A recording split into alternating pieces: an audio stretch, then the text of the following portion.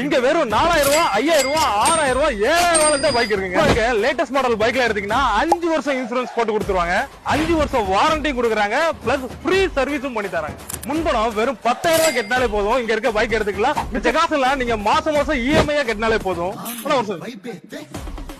இந்த மாதிரி நீங்க எந்த பைக் கொண்டு வந்தாலும் இந்த இடத்துல நல்ல ரேட்டுக்கு எடுத்து விடுறாங்க. ஓகே, நான் போயிட்டோம். அவர் நீங்க என்ன பைக் எடுத்தாலும் இந்த ஜேகே கன்சல்டிங்ல உடனடியா பைனான்ஸும் போட்டு கொடுத்துறாங்க.